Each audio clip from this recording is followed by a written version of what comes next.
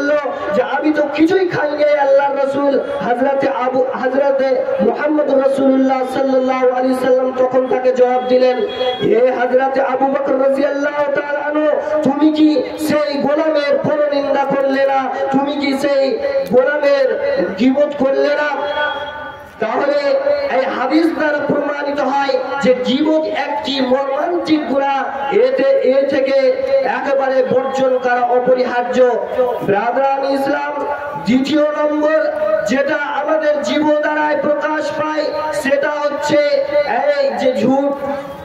আজ আমাদের বর্তমান সমাজে সবচেয়ে বেশি প্রচালিত গুনাহ বা মর্মান্তিক গুনাহ যেটা প্রচালিত বা প্রসার রয়েছে সেটা হচ্ছে এই যে আমরা ঝুটা কথা বা মিথ্যা কথা একেবারেই বলে থাকি।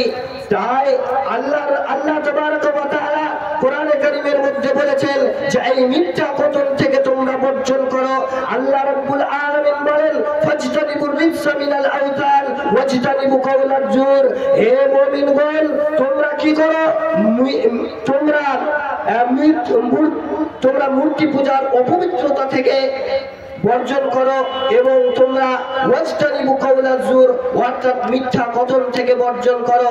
এই আয়াতটা প্রমাণিত হয় যে আল্লাহ রাব্বুল আলামিন আমাদেরকে মিথ্যা কথন থেকে দূরে থাকতে বললেন।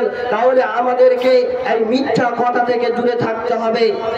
সম্মানিত উপস্থিতি, মিথ্যা কথা বলার ব্যাপারে আল্লাহর রাসূল জনাবে মুহাম্মদুর রাসূলুল্লাহ সাল্লাল্লাহু আলাইহি ওয়াসাল্লাম বলেছেন যে যেই ব্যক্তি প্রকৃত মুমিন হবে সেই ব্যক্তি কখনো মিথ্যা কথা বলবে না।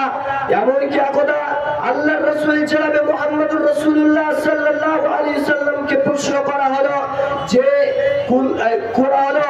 মুমিন কি কৃপণ হতে পারে? তখন আল্লাহর রাসূল জনাবে মুহাম্মদুর রাসূলুল্লাহ সাল্লাল্লাহু আলাইহি ওয়াসাল্লাম বললেন যে মুমিন কখনো কৃপণ হতে পারে না।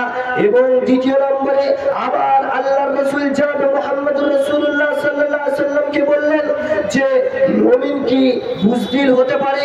তখন আল্লাহর রাসূল জনাবে মুহাম্মদুর রাসূলুল্লাহ বললেন যে না, মুমিন বুজদিল হতে পারে। আবার আল্লাহর রাসূলকে প্রশ্ন করা হলো যে মুমিন কি ঝুঠা হতে পারে? তখন আল্লাহর রাসূল জনাবে মুহাম্মদুর রাসূলুল্লাহ সাল্লাল্লাহু আলাইহি সাল্লাম বলেছিলেন যে মুমিন কখনো ঝুঠা হতে পারে না, মুমিন কখনো মিথ্যুক হতে পারে না।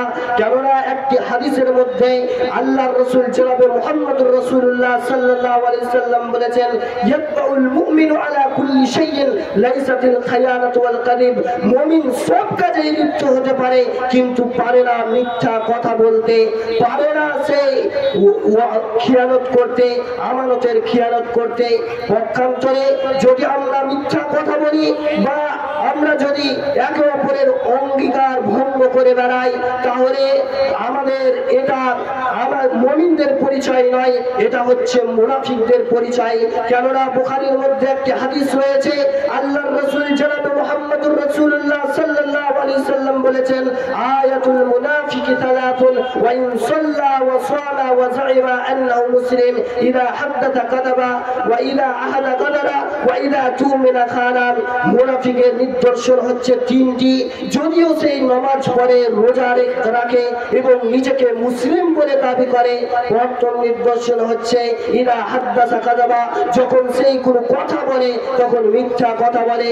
ওয়া ইযা আহাদা গাদারা, যখন সেই কোনো অঙ্গীকার করে বা আহাদ করে তখন সেই অঙ্গীকারকে সে ভঙ্গ করে দেয়। ওয়া ইযা তুমিনা খানা, এবং যখন তার কাছে কোনো আমানত বলে কিছু রাখা হয় তাহলে সেই আমানতের ওই খেয়ানত করে দেয়।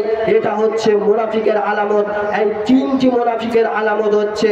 এবং মিশকাত শরীফের মধ্যে আরো একটি হাদিস রয়েছে, যে হাদিসের মধ্যে মুনাফিকের নিদর্শন 4টি বর্ণনা করেছে এবং বলেছেন যে যদি এই 4টির মধ্যে কোনো মানুষের মধ্যে এই 4টি নিদর্শন থাকে তাহলে সেই হচ্ছে খাঁটি মুনাফিক। এবং যদি এই 4টি নিদর্শনের মধ্যে একটি থাকে তাহলে আল্লাহর রাসূল আদেশ করেছেন যে সেটাকে তাড়াতাড়ি পরিহার করুন। সম্মানিত উপস্থিতি, টাইম একেবারে অল্প, তাই এখান থেকে আমি আমার বক্তব্য এটি করলাম। ওয়া আলাইনা ইল্লাল বালাগ। আসসালামু আলাইকুম ওয়া রাহমাতুল্লাহি ওয়া বারাকাতুহু। ওয়ালাইকুম আসসালাম ওয়া রাহমাতুল্লাহ। মাশাআল্লাহ, আলহামদুলিল্লাহ, জাযাকাল্লাহ হাইয়াকাল্লাহ। এতক্ষণ ধরে বক্তব্য রাখলেন